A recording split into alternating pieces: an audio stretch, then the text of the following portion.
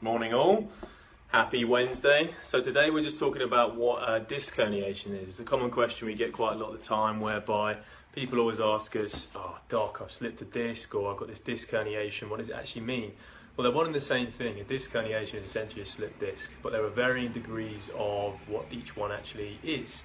Now, if you think about the discs, they're in between the vertebrae in your spine. The vertebrae are the bones. The discs are the soft, squidgy bits in between that are used for shock absorption. So they help you to bend, to flex, to sit, to jump, all these things to absorb stress.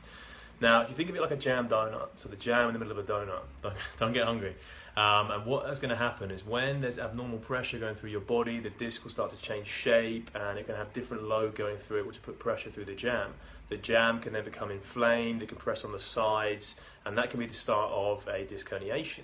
So that's a very mild disc herniation in terms of just the jam slightly bulging into the tissue. Now, what can often happen is the jam can actually bulge out of the tissue and come all the way out, and that's a more severe disc herniation. It's much more difficult to fix. The final one is where the jam completely comes out and it goes into the spinal cord. That's going to put a lot more pressure down. Now, it all depends on where the actual disc is herniated or where the disc is slipped, because at the base of the spine, that's the most common one. That's where you're going to have the most load going through your body. That's where it takes up the most amount of pressure. So if you're slipping this there, that's very common.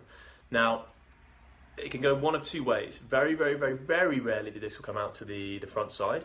Most of the time it comes out to the side and will press on one of the nerves or an area of muscle around that area.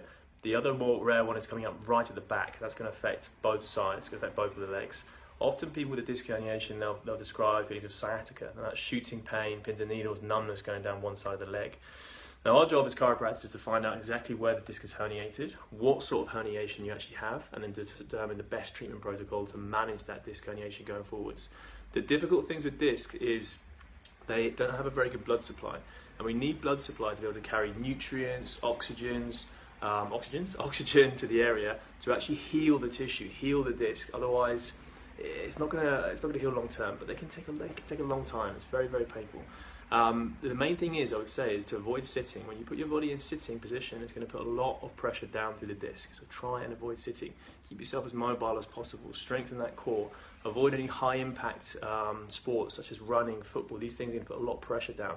Avoid bending, avoid twisting. Keep everything in one plane of movement when you're moving, and keep everything tight around those areas. So squeeze the glutes, squeeze the abdominal muscles. We have a few exercises on our YouTube channel as well, so go check those out. And if you know of anybody who's suffering with any disc problems or a disc herniation and they want some questions answered, please share this video with them and tell them to get in touch. We're always happy to help. Thank you so much. Have a lovely week. We'll speak soon.